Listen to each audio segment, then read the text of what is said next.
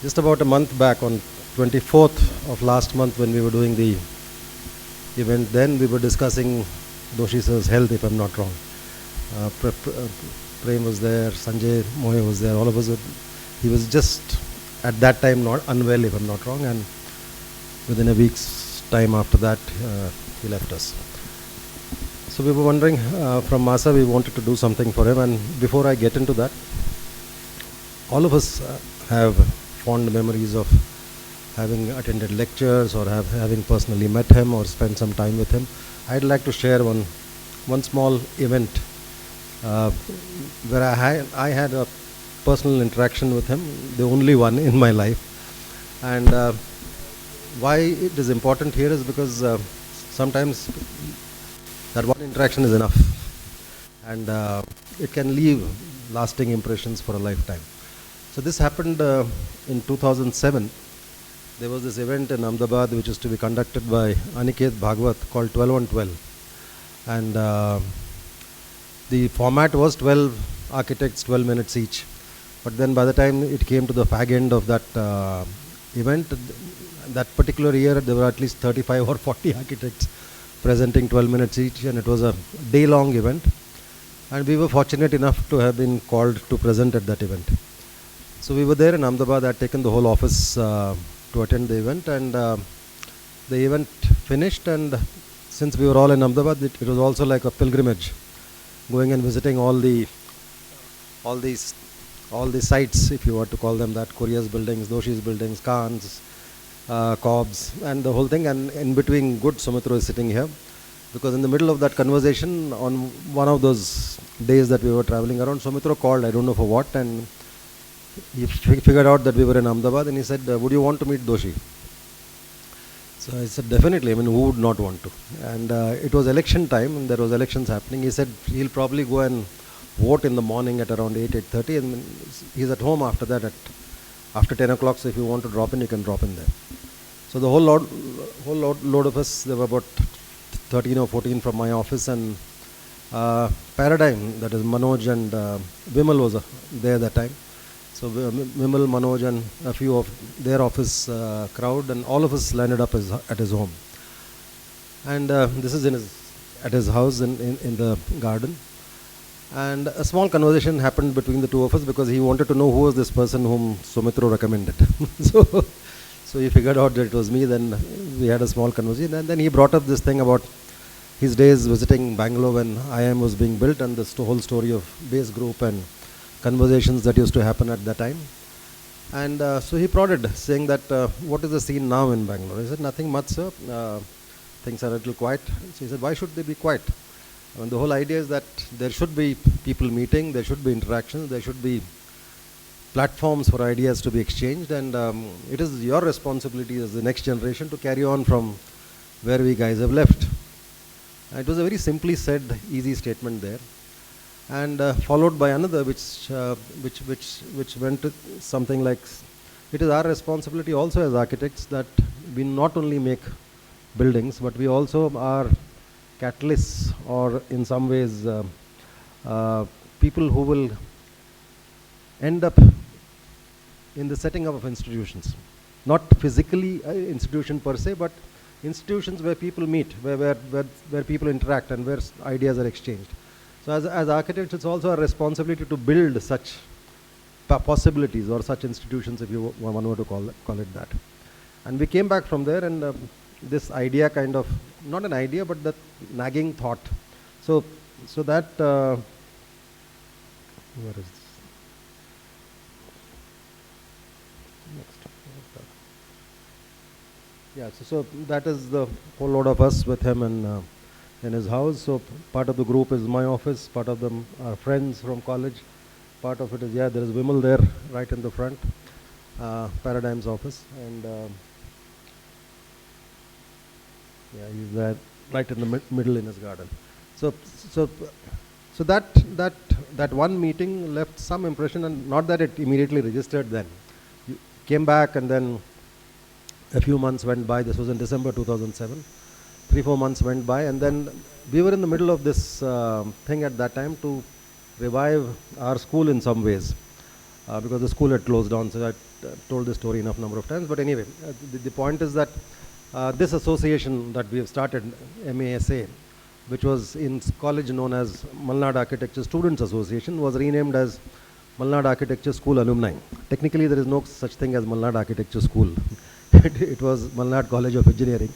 We rechristened ourselves as Malnad's Architecture School Alumni and restarted this organization with the same hope that we build a platform where something like this would happen, where people will come, exchange ideas, young professionals, people traveling who are in Bangalore would come and share their thoughts, show their work.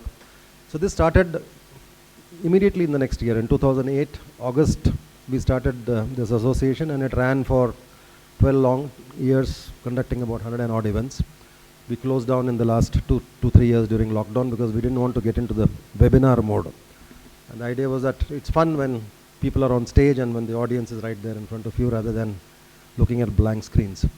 So we started it again now, with this being the second event, just started last month again. So that was one thing which came out of, I would say, out of that one conversation. And within 7 or 8 years of having started this, in 2015, we just started a school of architecture in Mysore called Vadiyar Center for Architecture. I don't know if all these things are part of that conversation or whether they actually lead to it also, but one would want to believe that most of these ideas stem from that one conversation somewhere. So, so without much ado, because there are two stalwarts who have spent more than enough time with him, who have, I'm sure, phenomenal amount of stuff to talk about him. So Anand will do the introductions. Thank you. I welcome the audience. Yeah, I welcome the audience. I would like to first introduce Professor Neelkanth Chhaya. Professor Neelkanth Chhaya has been an academic and a practicing architect for nearly 40 years. He taught for 26 years at CEPT University, Ahmedabad, from where he retired as the Dean of the Faculty of Architecture in 2013. Since 2015, he has been an adjunct faculty at Srishti Manipal Institute of Art, Design and Technology, Bangalore. He currently holds the UNESCO Chair in Culture, Habitat and Sustainable Development at Srishti. He has participated extensively in conferences in the field of architecture and human habitat. Over the last few years, he has coordinated the Gandhi Heritage Sites documentation project. His architectural practice is focused on culturally and environmentally appropriate design and has emphasized innovation, application of local skills and materials. Welcome, sir.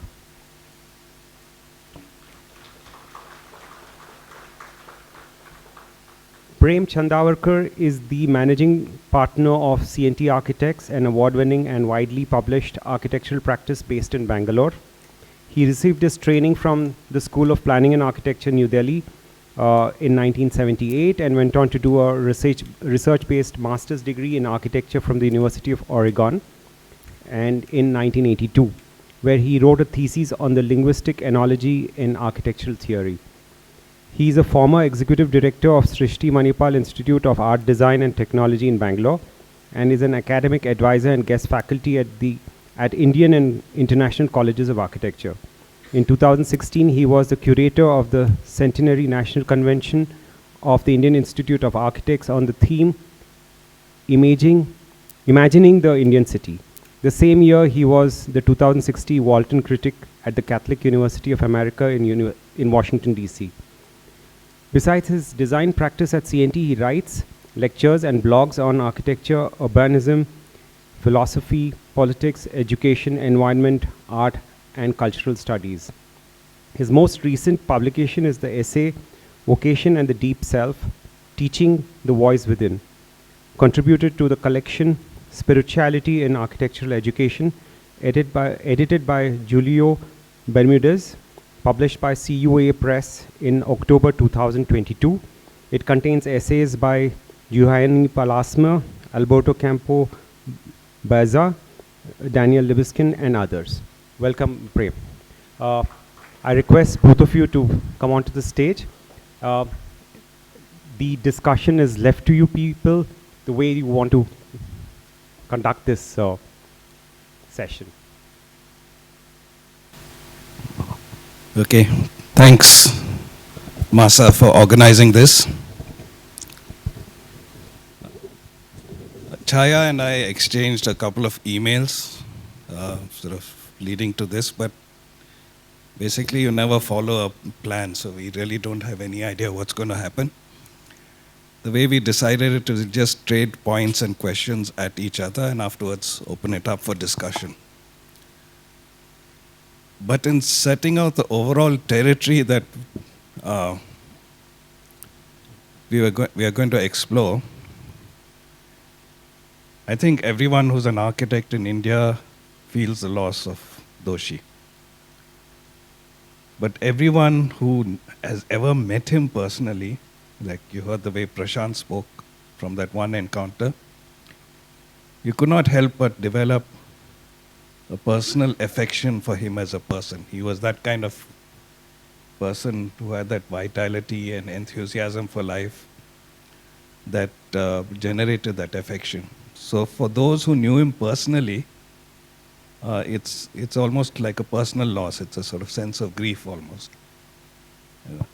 Chaya more than me because he was in Ahmedabad and worked with him closely. So the approach we thought we'd take is based on something I read by a person called Martin Prechtel, who's Swiss-born but abandoned Western civilization to live with a tribe of American Indians in Guatemala and went on to become an elder in that tribe. And he said there are two kinds of grief that you can feel when someone you love or revere leaves this world. The first, which is inevitable and you have to go through, is when you're circumscribed by your own sense of sadness and loss, and that's looking backward in time. And you can't avoid it, but if you stay too long in that mode, it gets toxic. But he said there's another kind of grief which is productive, which is to realize that we do not belong to a land unless the spirit of our ancestors is woven into it. And it is we, the living, who have to do that weaving. Because the passing of the person you love or revere is the gifting to you of a spirit. And your challenge is how to use that spirit to make the world more beautiful.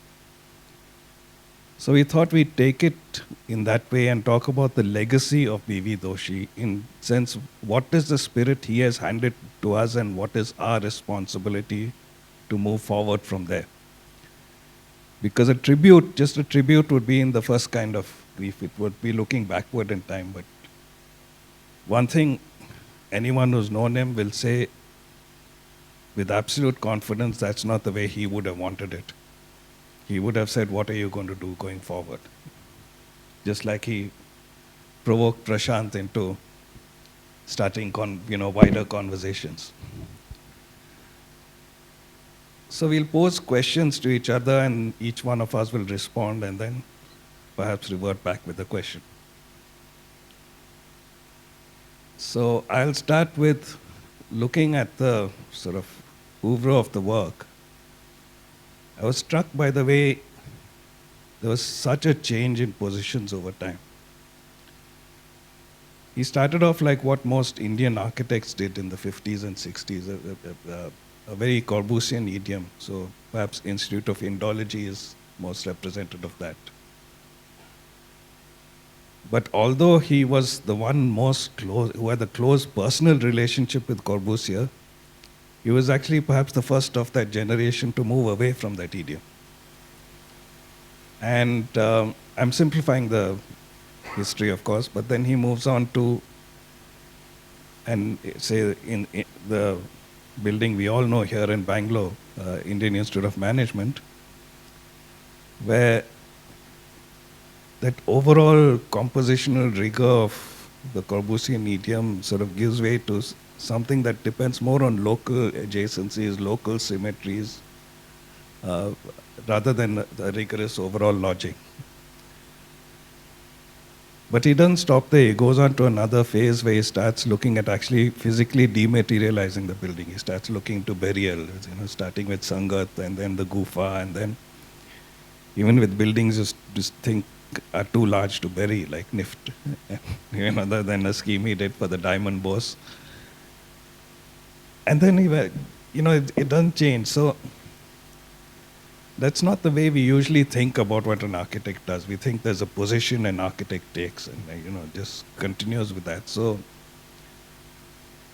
the notion of consistency is not important to Doshi. What do you think is really involved in that process?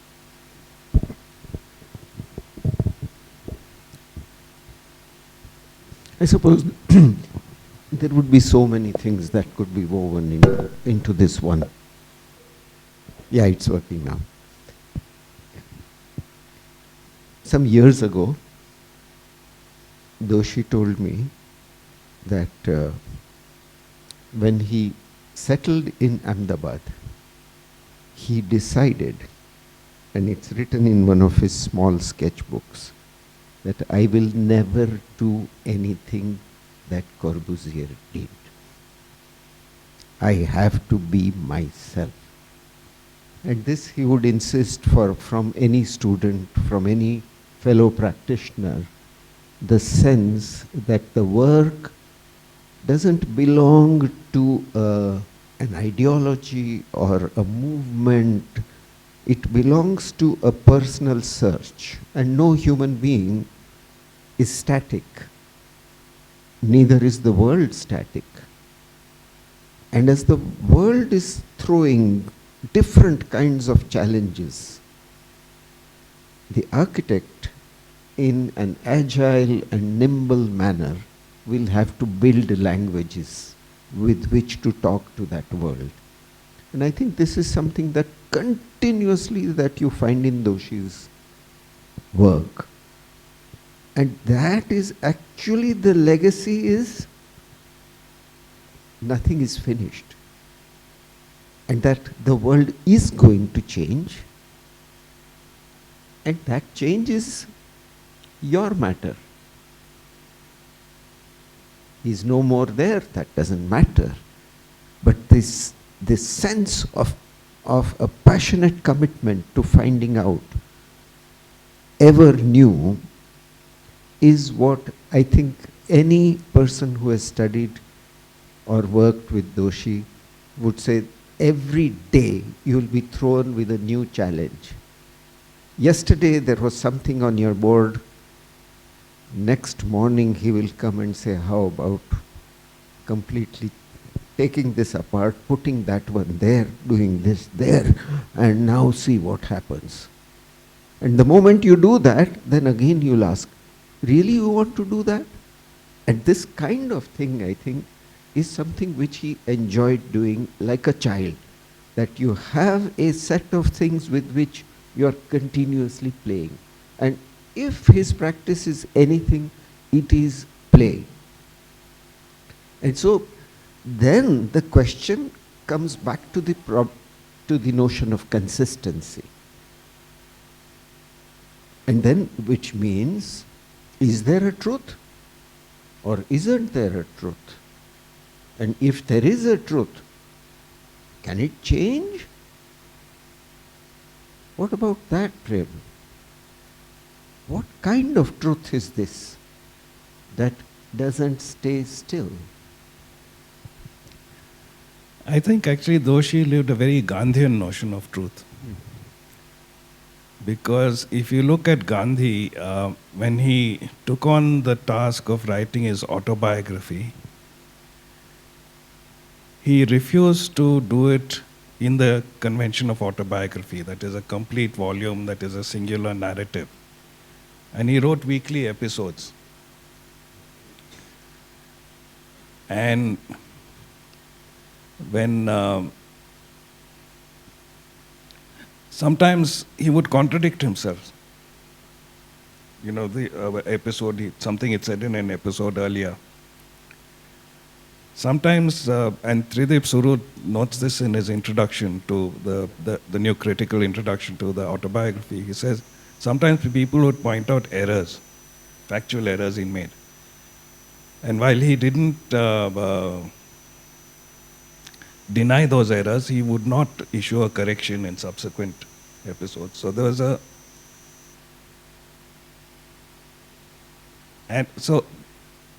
to him, consistency was not in the intellectual sense of an intellectual consistency or a logical consistency. To Gandhi, there was what he called the antaryami, which is a difficult word to translate, but the divine within, I think, is the closest translation. And he said everything he did every day was in touch with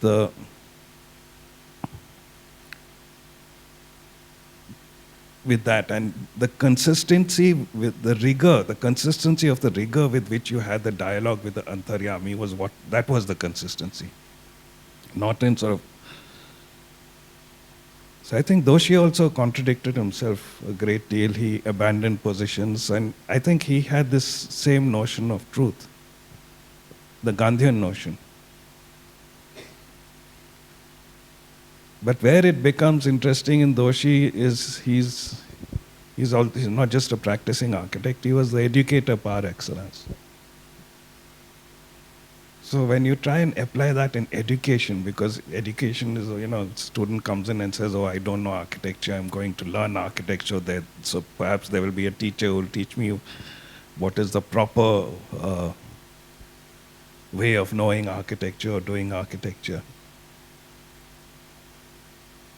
And then suddenly you come across, like as you said, he'll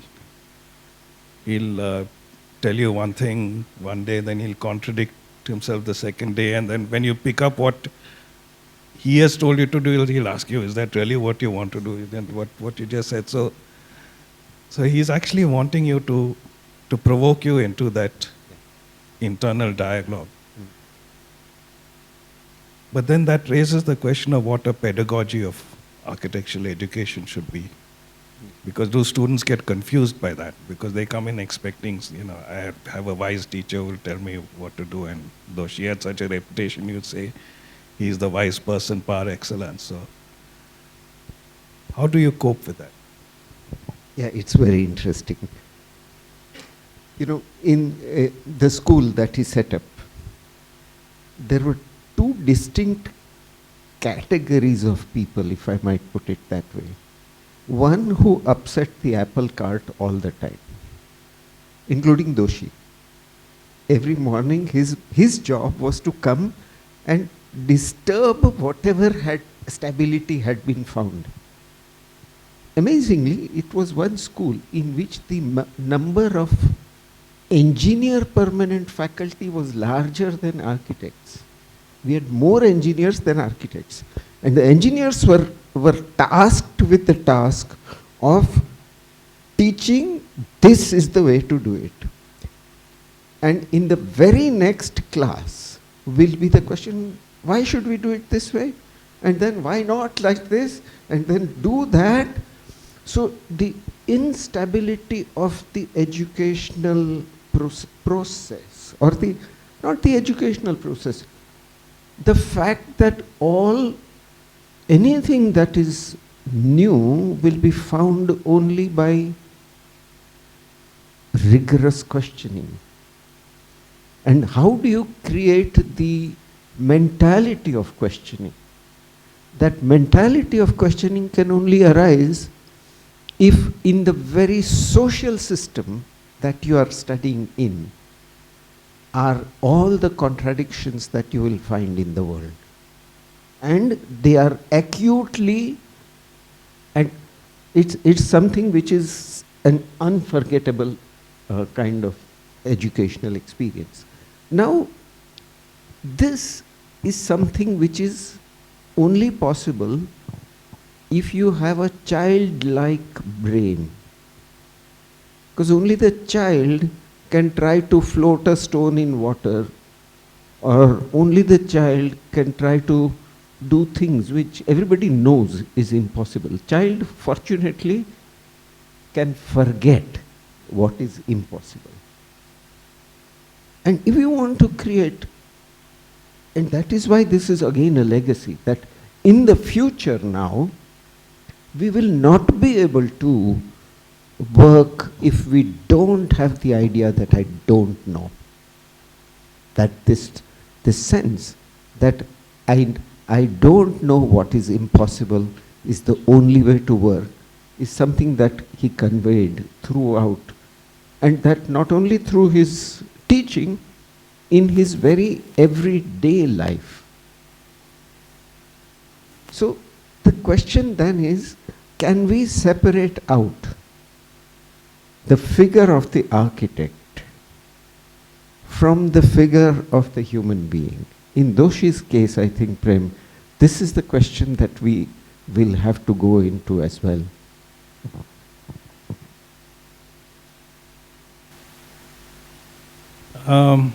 I think if you pose the question that way, I would say no, we can't separate them. In fact, perhaps the problem is that we tend to jump into architectural questions within our professional lens, and we forget that before we are architects, we're human beings. And we have to come to terms with that. So you actually have to first devote attention to being a good human being. And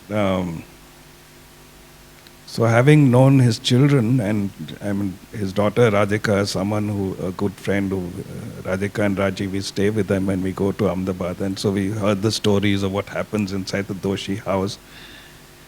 And she would talk about how he might have some commitment to go and give a lecture in some place, some very prestigious lecture, and then his daughters, who were very young at that stage, would say, "Papa, don't go," and he wouldn't go. Yes. So there was a commitment and intensity with which he threw himself into being a good person within his family. Yes. And that was reflected in the affection and adoration he received in return. So I would say that it's, yes, you can't really separate the human, but it raises another question, since you mentioned the question childlike. Because as children, we are naturally born to wonder. And curiosity and exploration and forgetting what is possible, not what is impossible. We don't start with those constraints. But when we reach adolescence, we start facing a problem, because we could sustain that curiosity and wonder because we are offered security. We have caregivers who create this sort of sheltered umbrella of security. You grow up and you suddenly are faced with the fact that your caregivers are also fallible. You're old enough to realize that. You're spending more time outside their circle. You're trying to identify who you are as a person. So you're caught in this tension between who you are and the transcendent potential of who you might be. And the ambiguity of that tension is very difficult to handle. And most of us resolve that tension because you're pulled by these two poles, we get rid of one of them, and it's easier to get the potential one, because that's the unknown. So you cling to these anchors of certainty, like a prevailing theory or a fashionable style of architecture, or your tribe, Or a car. or a car, whatever it is. But there are few people who are able to transcend that, and Doshi was the example par excellence. He was always a child. When my mother was one of the trustees and started Aditi school, and they just started the school, and it was only up to standard 6 at that time, and Doshi came to visit. And my mother remarked about how she's taken so many people around the school, but Doshi was the only one who wanted to know it from a child's perspective. And in every classroom, he sat in a chair meant for like standard 2 children or something like that. He sat in that chair and sort of tried to get a feel of what the classroom was. So he never forgot that child. But so I always wonder, how come he didn't fall into that trap most of us get into post-adolescence. So while it may be a valid way of looking at life, is it something that only people who are fortunate to be born with the strength to sustain that? Should we have another way of thinking which also allows for people who are not so strong? You know, Erickson, the psychologist, Erickson said that Indians never really reach full individuation. I mean, as he was studying Indian society in the 1950s, perhaps 40s, 50s. And he said that our social structure is such that there is no need for you to become an completely individuated adult. Look at our own lives and we'll see that that's true. And Doshi was able to use a different kind of caregiving and security. I have observed that he would sit down and talk for half an hour to his driver about that man's village. What are you doing? This, that, how many, all that going on. Then with somebody else. So there is a passionate interest in the human contact, which in a way allows you not to be so alienated by being individual. And one of the major problems of today's time is this utter alienation. What has happened to all of us is that we become more and more individual, build a hard shell, and we become more and more lonely, and then our work is so repetitive that we find more and more of that. Ultimately, then how do you get out of this? How do you get out of that individual? So, Doshi's sympathy for this loss of agency that is endemic to this time, that great love of humanity or of other people, really. Humanity is a big word. But that tremendous, almost gossipy interest in everybody's life was something that kept him out of that fear that I won't be able to do what I want to do.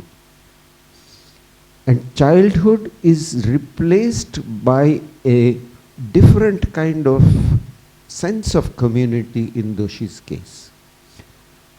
And if we are to overcome some of the problems of tomorrow, which are problems of extreme individuation, then we will have to find different forms of community.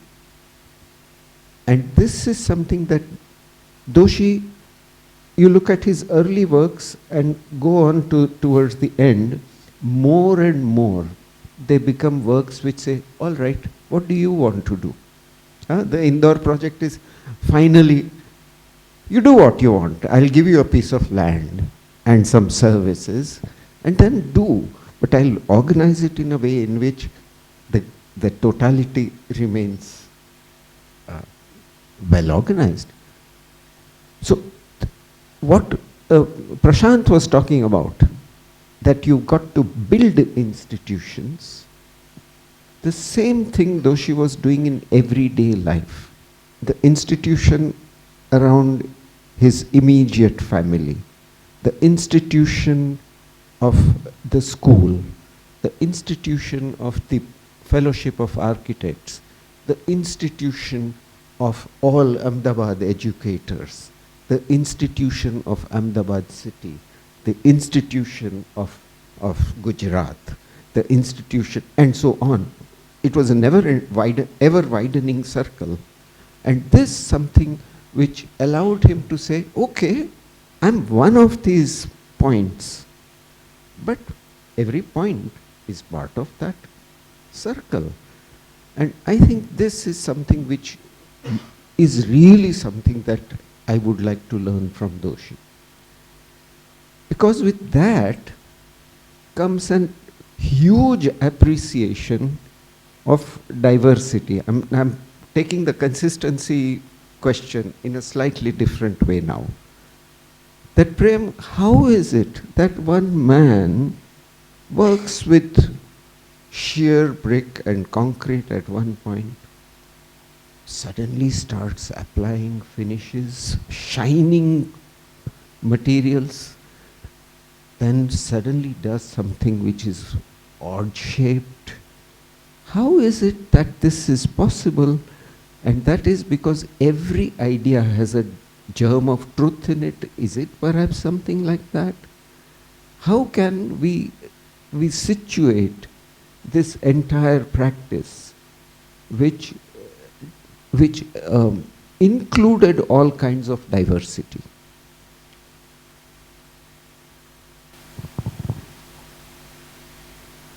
You know, when I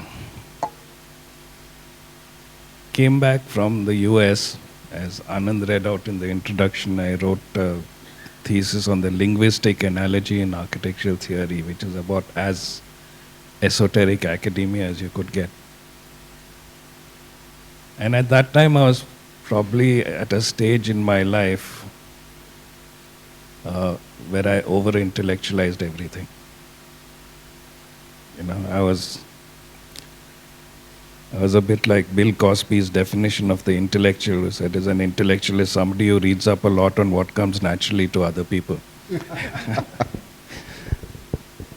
And I used to meet a Doshi and I'd say, where's the theory, where's the philosophy? And what I have come to realize, and I think knowing him has been a key part of that realization, is that actually too strong, to have a philosophy can be obstructive. And it is actually in the nature of living systems to follow the principle of what's called emergence. That is, you allow things to emerge from actual day-to-day physical. You do something and suddenly you realize a pattern. Yes. And then you build on that pattern and something more comes. And the authenticity of that exploration is disrupted if you're to have too rigid a philosophy. Absolutely. Yes. And so that's a very interesting thing that you're saying. What does it mean if I put it in different words or the same? I understand it as something in which small things, one by one, start accreting, and the patterns start emerging out of very tiny things. Whole of modernism was based on this thing that you do big things, remove parts of the city, make straight roads, do this, yeah.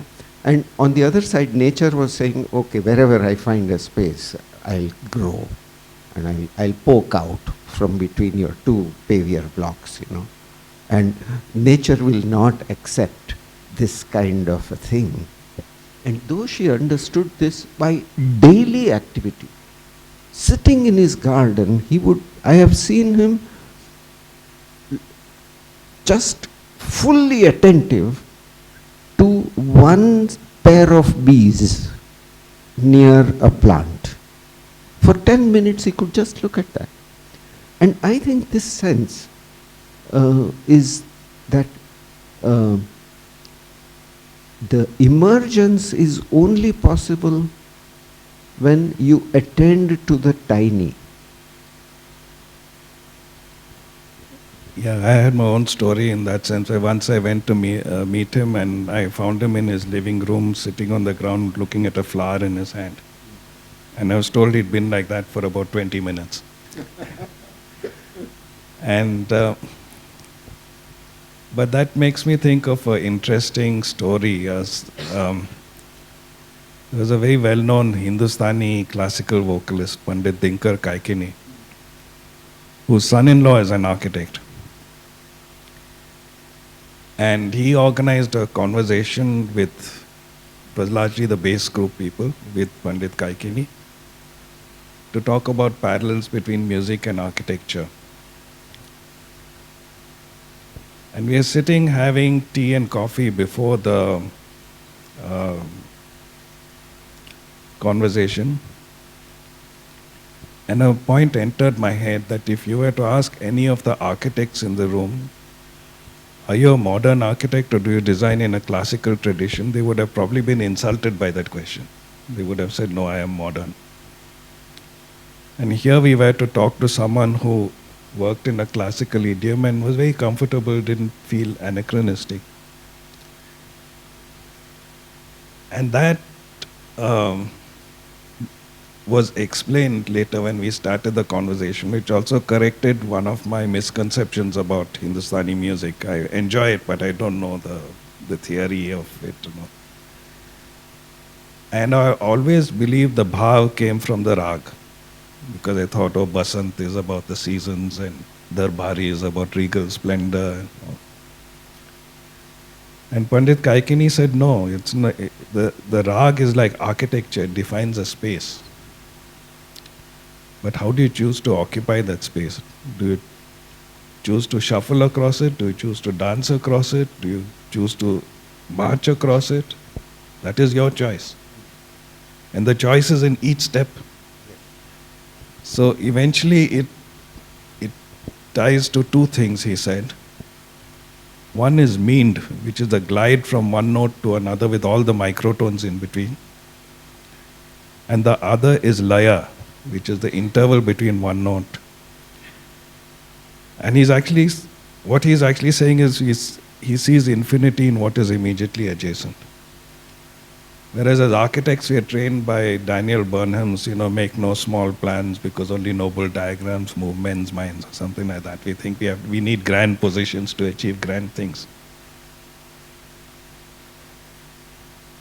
And I think Doshi, in a switch to like an IIM Bangalore, which is a scheme that depends so much on these local adjacencies, has begun to realize that. But that leads to another interesting question, is how do you validate your own practice? Because the problem an architect faces is the bottom line is intangible. You ask a corporate executive who's running a large corporation where the last 10 years successful, that person would probably look at the balance sheet and profit loss statement, market share, and these quantitative indicators to figure out the answer. Architect might run a balance sheet because the auditor requires that in the practice, but if you ask an architect that, they wouldn't even think of looking at these quantitative indicators. They look at what buildings did I do in the last 10 years, were they good, were they... But with an intangible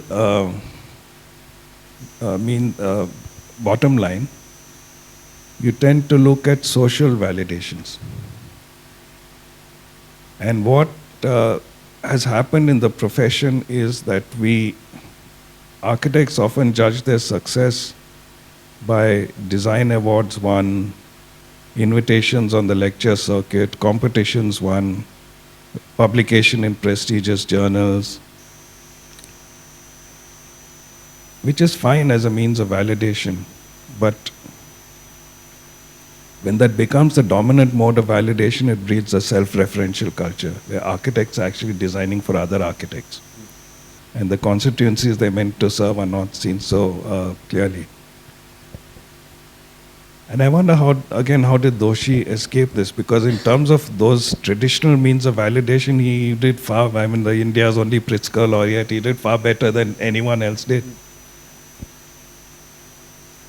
But that awareness of that accomplishment never came across in conversation with him. So his validation was in, conversations with the driver, those kind of conversations. But also the conversation with the tree or with the sunlight falling somewhere. And the validation was in the sense of, it was that, of the sense of fulfillment that cannot be quantified at all. No? Yeah, I think the scholar of myth, Joseph Campbell, said we make a mistake when we think we seek the meaning of life, whereas what we actually seek is the rapture of being alive. Absolutely. So the validation comes in that rapture. We Rapture, unfortunately seek validation in the meaning. Yes. Though I must share a secret with you. In the 90s, Doshi had attended one of our juries, Varki and I and all were there. And he said, "What are you doing?" And we showed him the grade card. And it had columns like conceptual clarity, resolution of programmatic needs, the normal 3, 4, 5 items that we have. Finally, last one was architectural quality. So, very nice, huh? Then he went away. Some months later, he showed me his own sketchbook in which he had made the same columns, and his major projects, about 10 of them he had put, and he had graded them all. And out of all those projects, one was an A plus and one was a A. Rest were B's and sometimes C. So now this man could fool around with even the tool that Faltu Pantujis were using. Huh? And he had no qualms about that on one side. But at the same time, his ability to be astounded. You are walking along a street and you see some house, ordinary house. It happened in Trichy once. We had gone to Care and was driving, and there is one house with a staircase which is like, stop the car. Staircase to jo. You know. And he had that feel that somewhere somebody has found something. Anybody has found something. Then he would say, "Hu to chor chu. I will take it. But tomorrow you will not know that I have taken it." This kind of a sense, which I think, again, I would like to link it to a future sense of working, that we are not going to do innovation, which is a horribly technical word, which I am afraid somewhere in my own bio also I have reused it. I'm very sorry about that. There's no innovation as if it's something never existed before. That is what the life process is also showing us. That before there was an atom and a molecule, and from the molecule the protein to this, it kept on happening. And that is something which Doshi fully believed in. And in that he realized that no organism survives by itself. That organisms are all only in milieus, and milieus are the source of wonder. Milieus are the source of this enchantment. And milieus are also the source of competition, sometimes even violence. But that's what the milieu is.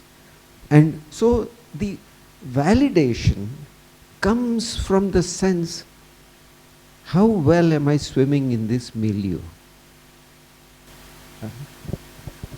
Yeah, it's fascinating you say this, because I was just reading something on I took a flight back from Hyderabad, and I was reading something on the flight on some new developments in biology,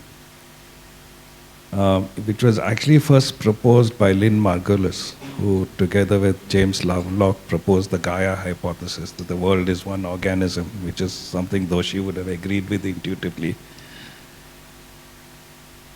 And someone has experimentally proven that. Margulis didn't get to demonstrate so clearly in experiments. And the experiment was on 2 species of wasps. And people had been trying to breed a hybrid.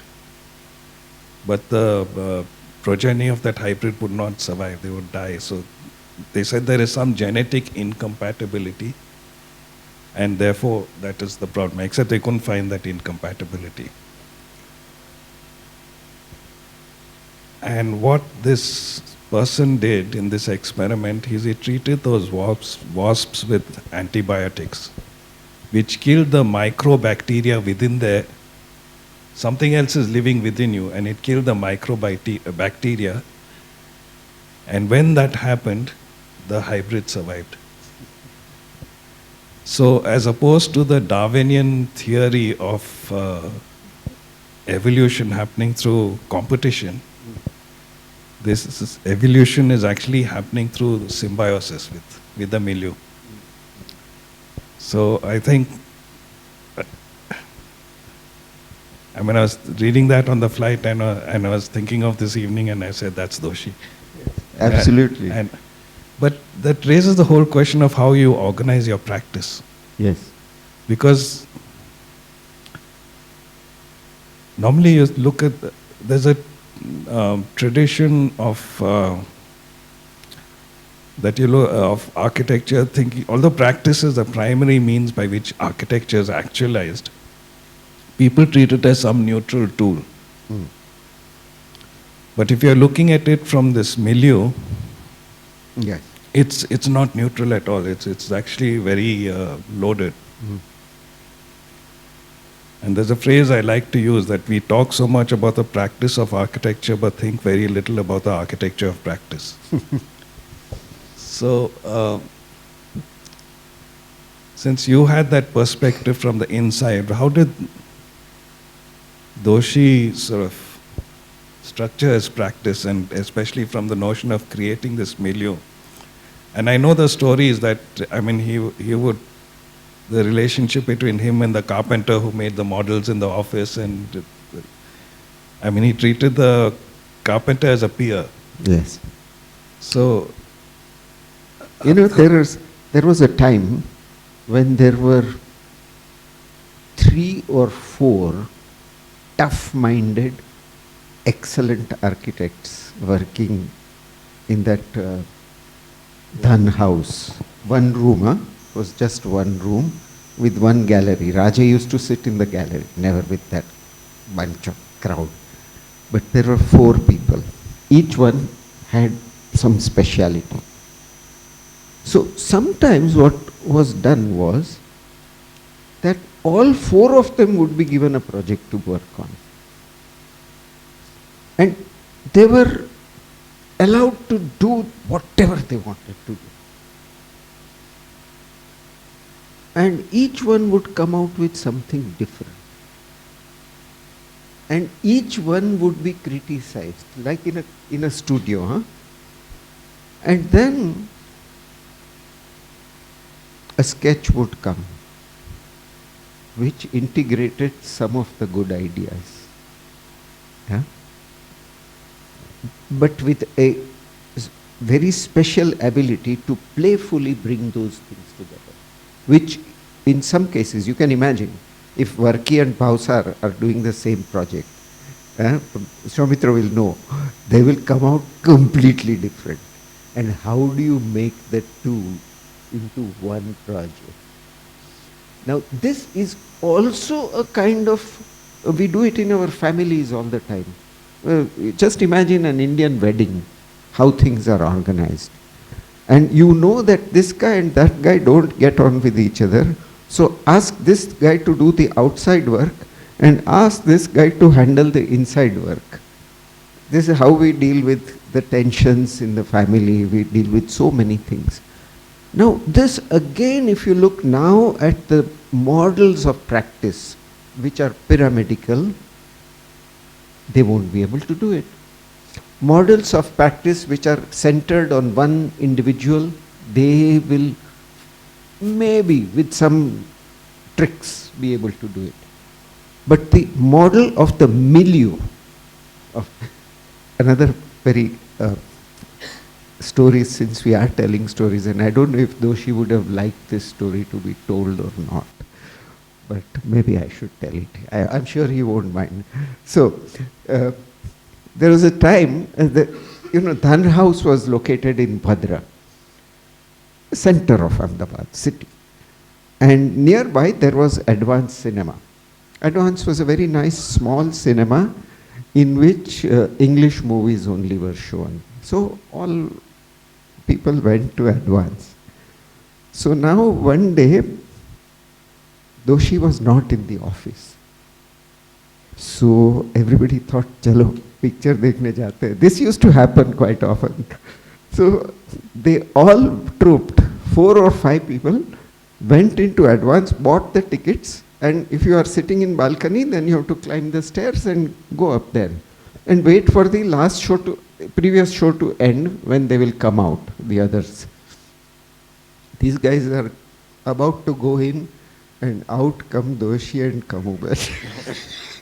Both pretended that they had not seen each other. Now, this is the characteristic of a milieu, that in a milieu, unexpected things happen. And in architecture, everybody's experience is that something unexpected is bound to happen. However detailed you have given thought, it is impossible to have a project completed without something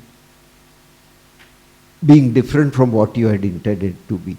And how do you deal with that? That requires this kind of a, you know, how these boxers in the ring, how maybe architects practices also somehow a bit like that. That agility, that ability to take the good things, positive things, and change what we were doing, the ability to, somehow modify the bad things. This is a continuous thing. And while everybody else cribs about it all the time, and I've seen architects who are continuously shouting on sites that, ye tod do, nikal do ye, barabar nahi hai. And on the other side, I could see this man, and he says, saw something. Oh, he'll go back and do something. This kind of a milieu orientation, which applies to every part of your work, right from whether you had a good breakfast, to whether the office table was ready for you or not, or whether everybody had come or not, to thing going to the site. And this is something which I think is an amazing ability, which almost every architectural practice would become more creative, I think, if they were more agile and more fluent in the way in which they did. Yes, but the thing about the milieu is that it is very good at handling complexity, but it is also very dependent on complexity. It feeds off complexity. Yes, yes. And my first job out of architecture school was working for Murad Chaudhry, who was a very demanding person, and with quite a hot.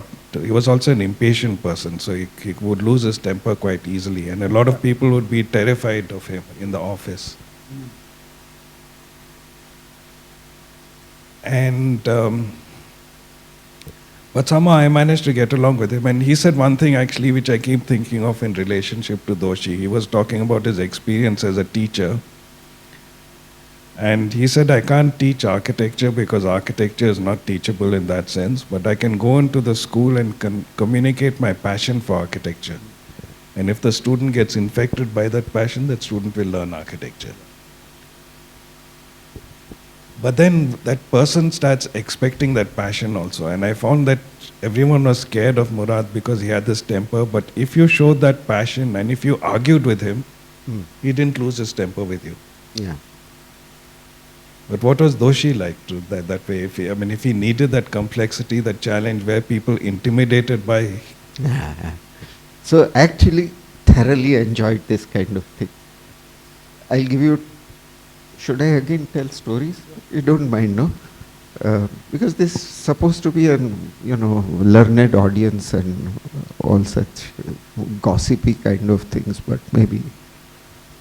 So the first incident I remember is School of Planning had been set up, And uh, the brochure had promised that you will be given a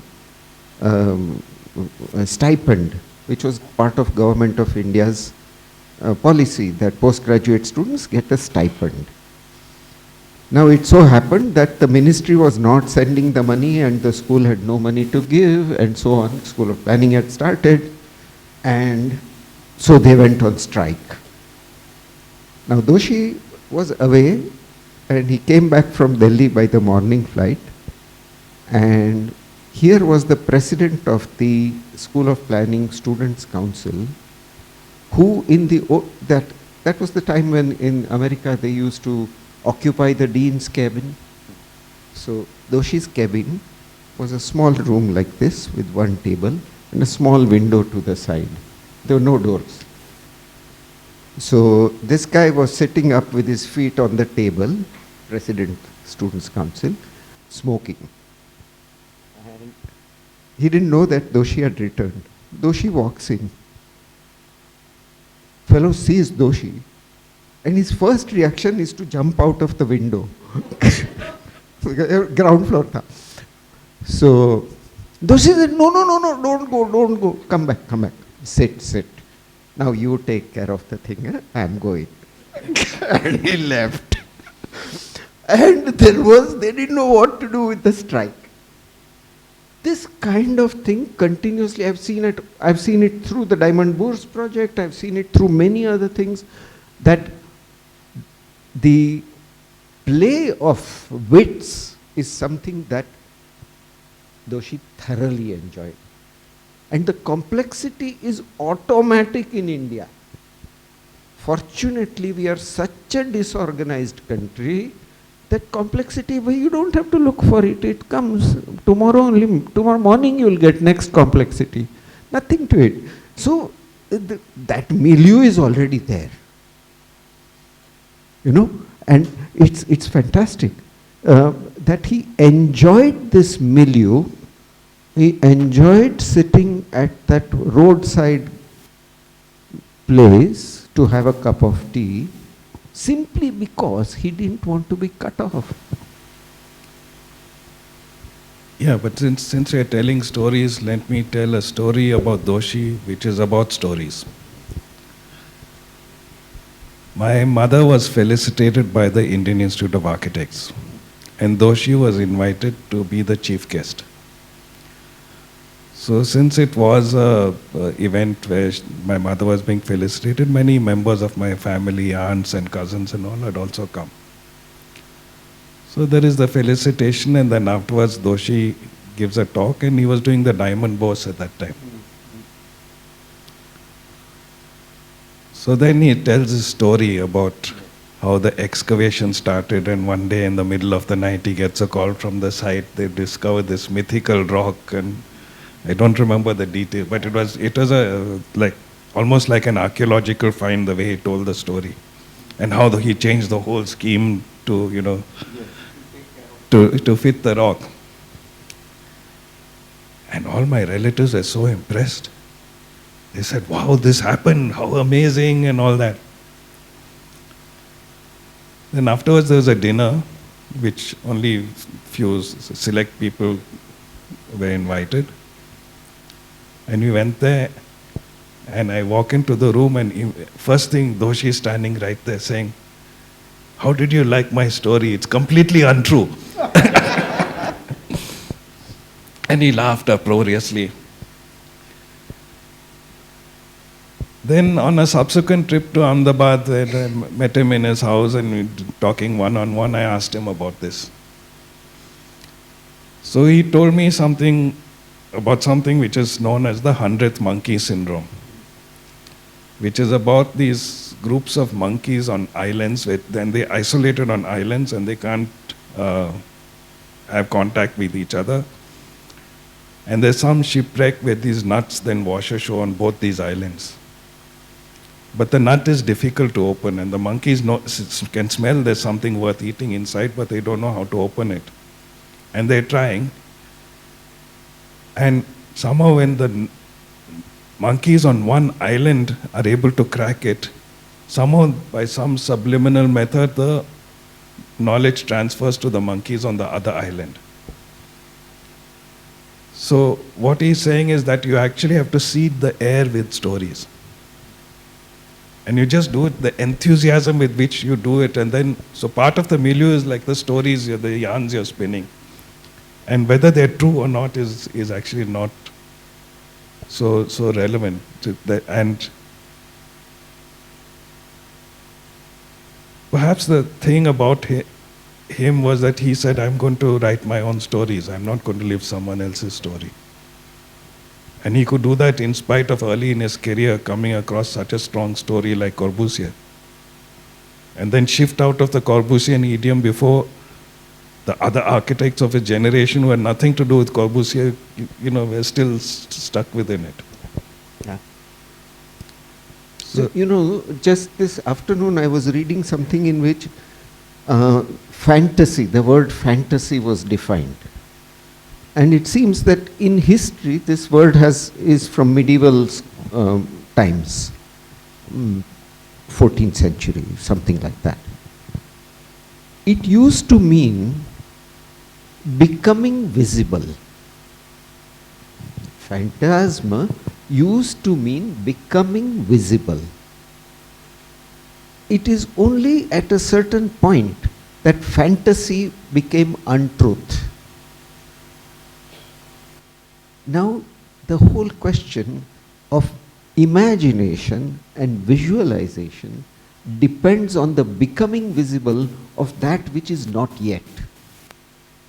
And if you want to remain open to that, Doshi's life tells, if you want to remain open to that, don't build the barriers of truth and untruth. Keep it little loose.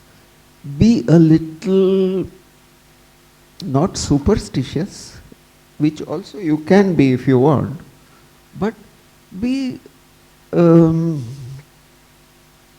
open. And that openness is something which again in the future is going to be required more and more, because we are building walls one after another. Two kinds of walls. One is walls of identity, where we become trapped in one defined identity. And the other is the wall which is created by the market, which says everyone has to be like this. Do you have the latest? No? Then you don't belong. These two kinds of vadas are being made.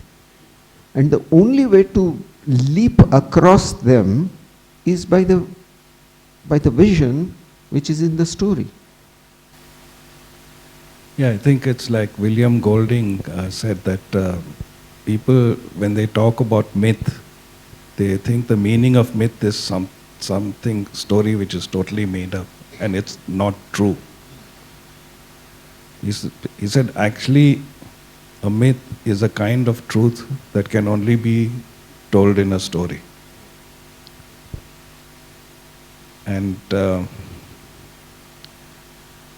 should we open it up for questions now? Maybe they are by now quite tired of the stories and they are loosening up.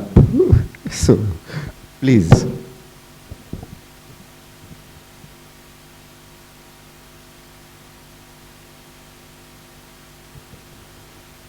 We don't expect you to tell stories, but you can prod us. And we are fairly flexible bodies. Gentle prodding will not hurt us. Somewhere a pinch might make some mark, but that's also all right. Please carry on. Do ask.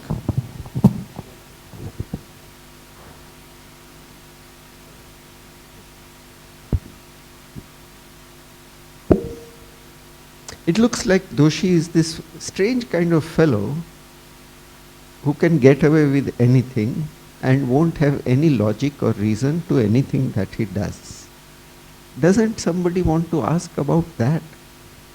I mean,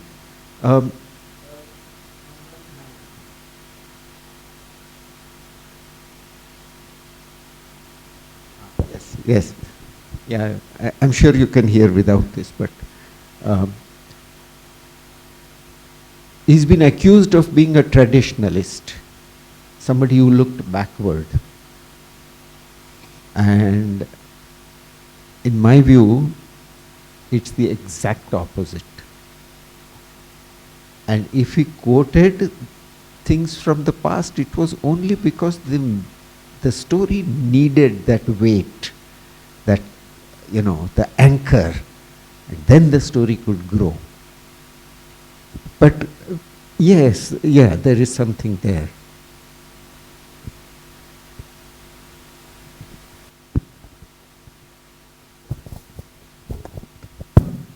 Hi. Just when it was announced that Doshi won the Pritzker, I was in a place which was sort of very much more oriented towards Korea being the sort of greatest architect in India. And I think this sort of slightly dual sociology of architects in India. Maybe, not everywhere, I don't think so, but I was surprised that there was a sort of shutdown of all activity and a discussion about how this can happen and so on. And I was there and sort of very self-consciously from Ahmedabad and from sort of knowing Doshi, having done one studio with him and so on. And I was surprised, so I asked them why it was such a problem. And I was told it's quite obvious that Korea has so much to teach us. Simply by looking at his buildings, we can recognize him, and therefore there is a sort of simplicity about Korea and all that he has done. What has Doshi got to teach us? And the way you have conversed about him today, even further sort of, you know, clouds the question of who Doshi was and what he does, except that I personally believe that if you go to any of his buildings, and all of them are different, and he's got such an oeuvre in which he's invented himself again and again. The problem is his inconsistency. But it's also a problem then, what exactly is a legacy of such a person? And what seems to come out is that people who've had an experience with him, who've known him, say, as a person, so you cannot separate the figure of the architect from the figure of the human being. Outside of that, it's quite difficult to sense how is it that this legacy is going to be sort of, nobody can predict, but I'm just kind of trying to maybe get a sort of tagline for this, for your conversation. What is his legacy actually?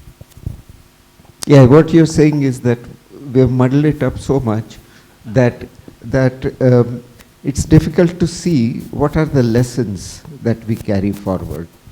Let me try my take on that, and then Prem will try. So my take are 2-3 things. First of all, that the world is always right and your appreciation of it is incomplete. Therefore, remain open. That's one. Second, the world is full of surprising and unexpected things. Enjoy them. Second.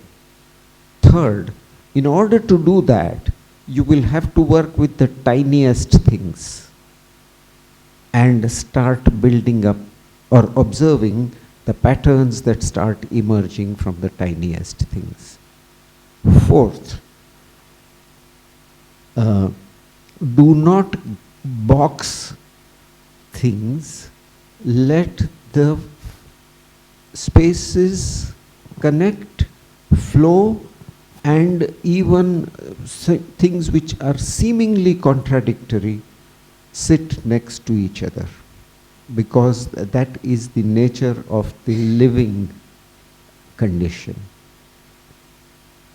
And fifth, I think it's the fifth point. Fifth, finally, everything begins with the sensuous experience and not with the conceptual diagram. And the sensuous experience requires material, it requires light, it requires weight, it requires fragility, And that works on us somewhere deep inside us, just as different kinds of food work on us, different kinds of architecture also, but it's not possible to write the formula that give a heavy column, therefore you will get that. It is something which is almost accidentally found. And I think that's the fifth one. And that's where I would take the lessons, 1, 2, 3, 4, 5. There was a fascinating event once where Doshi and Korea were on stage in conversation with each other. It took place in Chennai. And they started talking about the idea of teaching. And they were pulling each other's legs. There's a bit of underlying sharpness beneath the humor, but anyway. And the question of how does one teach, does one need a guru came up. And do you need to be in the presence of the guru, or can you be like Eklavya, who's denied the presence of a guru? And Korea was pulling Doshi's leg, oh, you keep talking about Corbusier as your guru, I had a guru and all that. You needed the guru. I am Eklavya, I am the self-made man. I mean, that was the whole tone. But actually, I've been thinking about that in terms of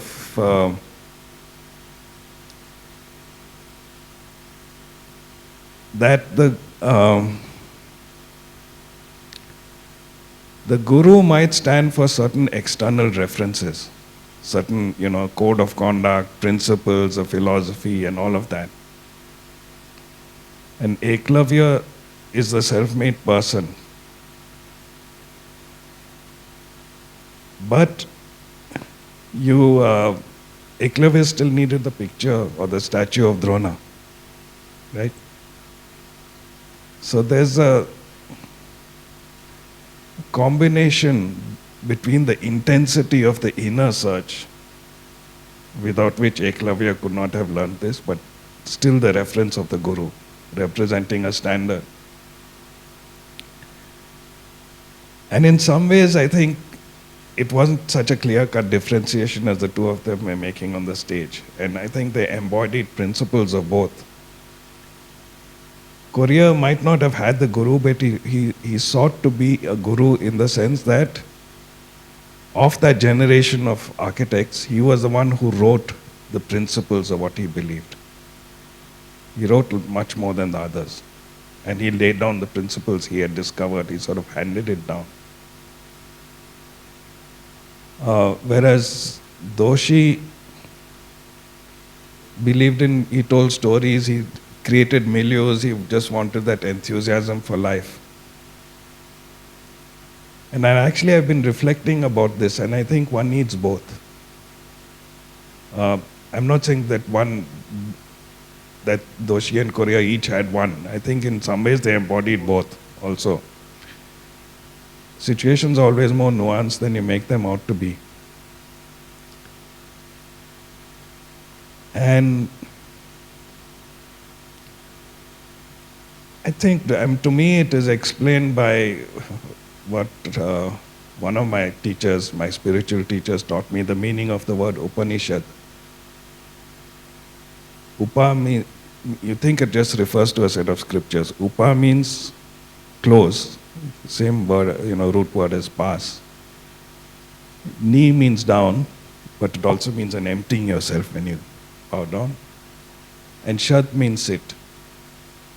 So it is actually saying sit down close. And you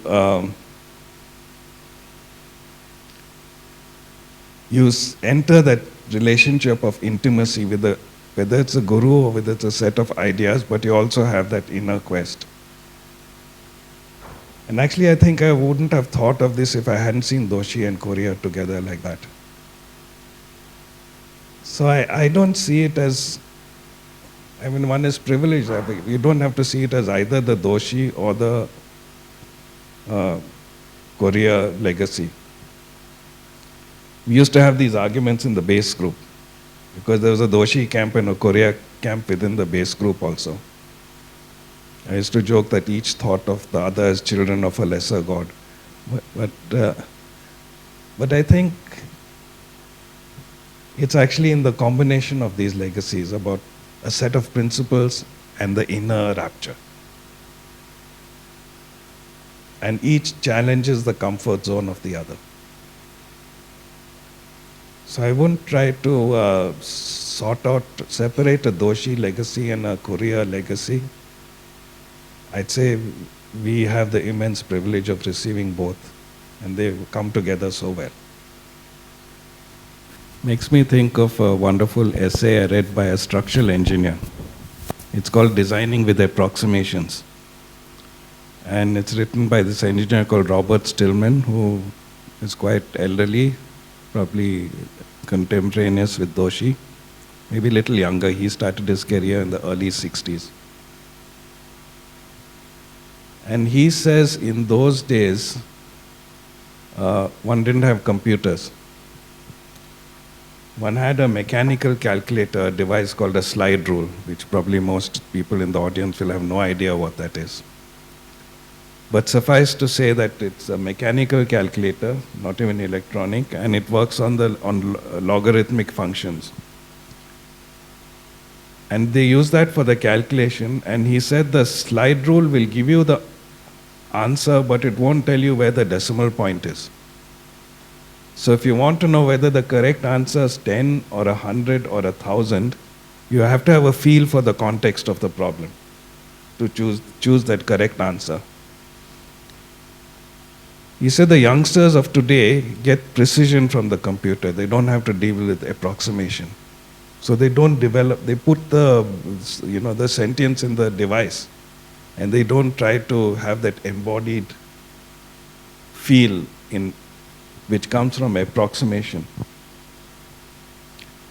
And I think that's, to me, Doshi embodied that. He loved being in that ambiguous zone of approximation.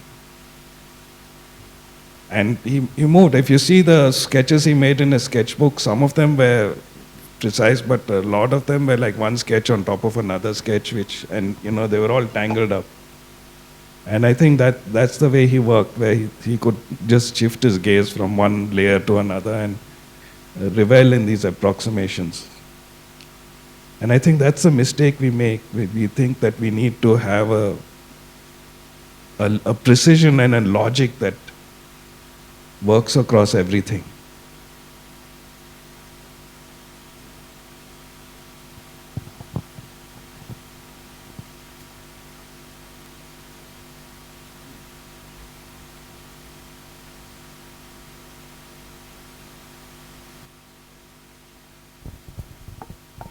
Hello, sir. Taking legacy very literally, how is it that overwhelming figures in architecture, FLW, Le Corbusier, Charles Correa, Jeffrey Bawa, with their passing away, they were foundations of all these people, but Doshi so effortlessly left a legacy like Sangat, which thrives even after he's left this material world. So is it just, forgive me if I say so, is it just a Gujarati instinct of running a successful family business with, sons and daughters and granddaughters and, so forth? Or is it the philosophy of this milieu building that you mentioned? So maybe the Gujarati should answer that one. Do you have to make a choice? Because, you see, the Gujarati, actually, he is a very strange kind of Gujarati, because their family came from Nasik, originally from Vadnagar, had gone to Nasik centuries ago, moved to Pune, came to Ahmedabad, and married a Jain Gujarati girl, whereas he was a Vaishnav. So very complicated man. He could not speak Gujarati with correct accent. He could at only one time speak he said Marathi. his Marathi was better than his Gujarati. Yes, he could speak Marathi better. But he didn't have the sharp category um, uh, um, definitions that Maharashtra has developed because of its language and its interest in literature, which Gujarat never had. So he adopted the Gujarati. So one way of looking at it is that yes, the family firm was set up. The other way of looking at it is that he loved having people around him. And though I'm not a family member, and many of us who were sort of, they were taken into his family, just like, though we didn't get a share in the firm, must be that I must say. But however, the other thing is that when he set up the foundation, the idea was that this work is important. And at that time, the children were not all architects and all. Only Radhika had but he set up the foundation thinking this kind of work is important. I'm no longer spending that much time in school, so let me start at least having one thing happening in the office. And that foundation then grew into something that is able to hold this, all the learnings of that practice and make them available to the world. So that's the other way of looking at it. I would not say that Doshi was the only one who successfully left a legacy. And Sangat survives, but the Sangat that has survived is quite different from the Sangat of Doshi's heyday. One does not have to make a value judgment about which. Baba also has left a very strong legacy. You can trace his lineage in a multitude of Sri Lankan architects, and not just Sri Lankan architects. I once visited a hotel, and he talked to one of the hotel staff saying, "Why was this table placed here?" And he said, he was astounded by the question. He said, "It's because Mr. Baba wanted it there." I mean, this is just a waiter or someone in the hotel. So like, he's saying how, he was reacting to us like saying, how could you question God almost? And I think in some ways there are certain similarities. They dealt with a very human level. Baba hated lecturing. And one of my college classmates, 1 year after graduation, managed to land a job with Baba. And he was working on the Sri Lankan parliament at that time, which was a much larger project than any of his previous projects. So he needed to expand the office. And there weren't enough architects available in Sri Lanka, so he was hiring from India, and he'd set up interviews in Chennai. At the last minute, something came up. He couldn't go, but the interviews had all been set up. People had traveled to Chennai for these interviews. So he told my friend, whose name was Christopher, who's 1 year out of college, he says, "You go and conduct the interviews." So Christopher was psyched, like, I'm 1 year out of college, how can I go hire people for this master architect's offices? So Baba said, "Christopher, it's actually quite simple. I like you, so if you like someone, the odds are I like that person. So you go talk to them about anything, even if it's about cricket. And if you find you can talk to them easily, it means there's something good in that person. Then all we have to do is bring that person here, find out what that good thing is, and get him to do it." And I think that is a response that Doshi would have loved. And so I think they leave legacies in that way. Korea was much harder to deal with personally. He was a very sharp-tongued person who could have very abrasive fits of temper and all of that. So Korea, you could deal with his legacy at a distance through his writing. Maybe he realized that that's the way he could leave the legacy. That's the way he was temperamentally suited to, and he could do it in his writing. So I think each one of them, all of them have equally strong legacies, but in very different ways. But Baba and Doshi don't do it in these evolved philosophical positions. And you got to understand the human behind those positions to understand the positions they took. Thank you.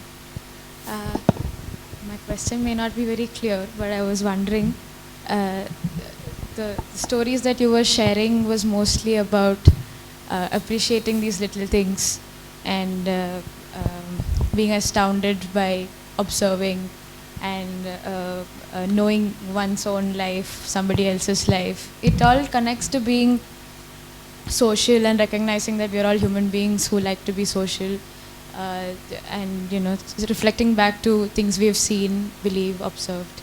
So, but there are, I think, some of us who are also, who don't want to be so social, or who might not associate to always being in the middle of people. So, and this is something which I've always thought. So when we are making a space for, say, a group of people, there might be one person in that who does not want to be there but is there, or like wants to find his or her own space.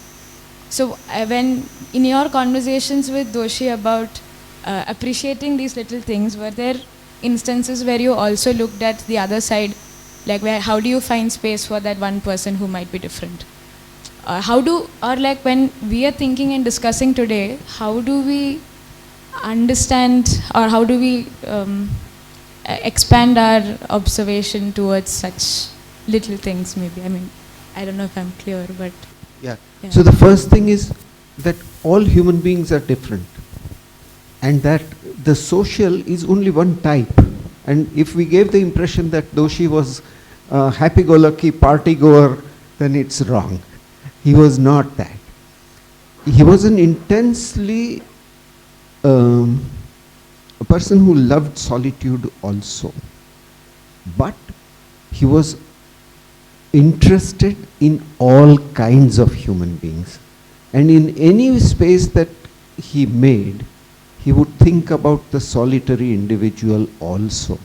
And I think this is evident in all the projects, that the solitary individual is as important as the bunch of people, but the solitary individual is not the lonely individual. For example, if I think of Tadao Ando's work and the houses, I feel if I was alone in that house, I would feel very lonely somehow. Whereas in Doshi's works, even if you are alone, and I've been in the school at night, I've been in many of the works at different times, alone, you don't feel that you are lonely. Alone is different. And this, I think, is a special characteristic of how you catch scale. Scale in which the big and the small are both comfortable. And that requires a great deal of sympathy for all kinds of people. I had a conversation with Doshi once where he talked about the yogic concept of prana, and that it is necessary to both breathe in and breathe out. And there are different energies involved with both, and how you balance those energies is important. And I think what he was trying to get at is that the breathing in is the inner introspection of solitude, and breathing out is the engagement with the world. Now, engagement with the world can take varying types. It can be a very extroverted social person, but it can be also an introvert but who is keenly observing the world. So I think it's actually that combination. I think Doshi would have gone crazy if he didn't have his... he was a very sociable person, but he would have gone crazy if he didn't organize his life to claim these substantial chunks of solitary introspection. As I mentioned earlier, I went there and he was looking at a flower and had been doing that for 20 minutes. So he did a lot of that also. So I think combining these two, and the need to connect with the world is actually to ground yourself, because you can know yourself. You know yourself also by the way you're called upon by the world. So that, and that's why, like you gave what the example you gave of the Ando house, I had a similar kind of reaction the first time I saw a house by Richard Meyer. And I just graduated from architecture school at that time. And I saw this house which was called the Smith House in Connecticut. And I remember viscerally having two very contradictory responses at the same time. At one time I said, this is one of the most beautiful objects of architecture I've ever seen. And at the same time I felt I could never live there. Because it had such a strong aura that it left no room for my aura, my personality. If I placed a book slightly at an angle, I would feel I had violated that house. And I live with messy piles of books. And so I think to Doshi, the introspection was important, but you needed to stay grounded in that world. So you could do these buildings that respected the energies of life in general. So anyone who came there could be comfortable if you're all alone there at night.